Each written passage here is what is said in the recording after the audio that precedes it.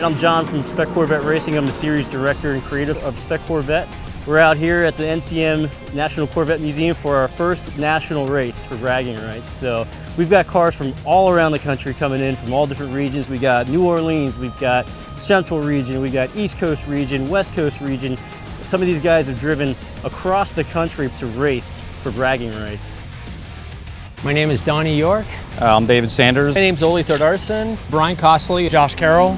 Chris Heinzen, Great Lakes region. My name's Alexis Hocevar. I'm Ben Hocevar. We are from the NOLA region. We are out of Madisonville, Louisiana. We run Spec Corvette number 25 and number 26, that's me. I heard about the Spec Corvette probably maybe 6 months after it started out in California. Thought it was really cool. It actually had a different Corvette that I was just doing HPDE with.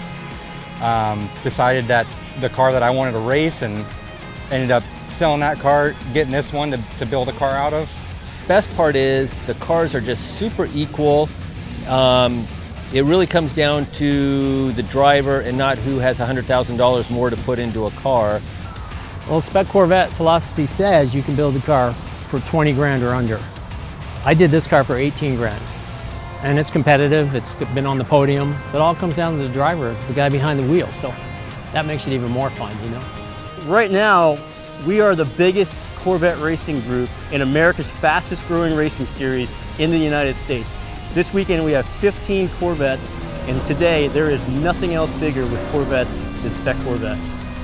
This race for the national championships, our first national championship race. And when we were here last year, had a discussion and a conversation, and it came up that they were thinking about doing a race on the 4th of July. And I said, how American is that? A race on the championship, Spec Corvette race on the 4th of July, Bowling Green, Kentucky, at the birthplace of the Corvette. So it all came together, and we fielded 15 cars, largest group in the race today and tomorrow. So coming to the National Corvette Museum for us is an awesome homecoming as Corvette enthusiasts. So all of us love the Corvette platform and been racing on it for years. And for us to bring every one of these Corvettes back into a racing situation where these cars were actually built and put them on a track and just flog them for 40 minutes at a time with a bunch of good friends is a dream come true for us. So we really enjoy bringing these cars back. It's kind of like a homage or a homecoming for us to take these cars and put them on the NCM Motorsport Parkway. Usually go to the races, you're excited for the racing.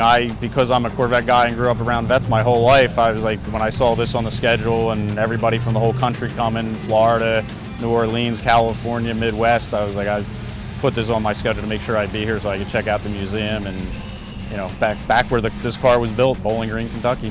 Oh, it's a dream to come here. You know, Ole Thordarson offered to take my car out. That's one of the reasons why I'm here. So everybody's so supportive and helpful, and it's not a competitive, it's competitive, but it's not where I'm not going to show you the line, or I'm not going to, oh, you need a hub bearing? I have an extra one. Everybody's cool. We all work together. It's a lot of fun. It's all about having a good time. That's one of the reasons why I like the Spec Corvette. The guys are really nice. We always try to go out to a nice restaurant. We always try to hang out together. And when we go to nice places, Sonoma, we go to Monterey, to Laguna Seca, we always hit really nice restaurants and always have a good time. I look forward to those trips. About the racing, but it's also about the friends and having fun. So many of the Spec Corvette races are broadcast live via Facebook feed. So one of the best ways to get notification is become a Spec Corvette, like the Spec Corvette page, and whenever we have a live feed, it'll give you a notification. So we have live in-car views of all the cars, you know, the driver inputs and everything, and the turning and all that. So it's really nice to see the competition in the driver's seat. So we do the live feed that way. The Nankangs have been a fantastic tire for the series. We had some criteria when we were selecting them. We wanted a tire that would last at least 4 race weekends, and these certainly do that. We needed a tire that didn't heat cycle a lot. You know, we didn't want a tire that on the first or second heat cycle was going to provide a distinct or noticeable advantage to a guy that was on his 4th weekend in his 20th heat cycle. And the Nankangs don't do that. You can win on a new set, you can win on one that's 20 heat cycles on the 4th race weekend. We wanted a tire that was that could do dual purpose, run both in the dry and serve as our rain tire.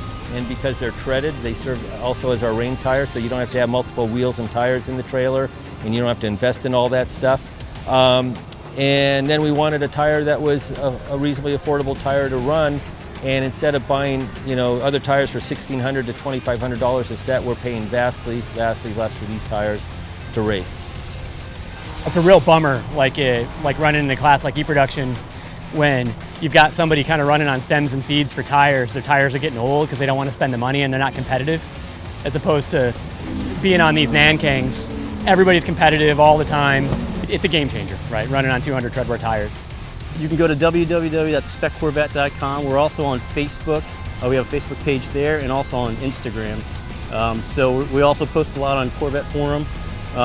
And we have our regional directors that help do a tremendous job for me. We meet once a month for 1 hour at a time and do a Zoom call to develop each region. So if anybody has any questions, you have a regional director that you can give all your questions to.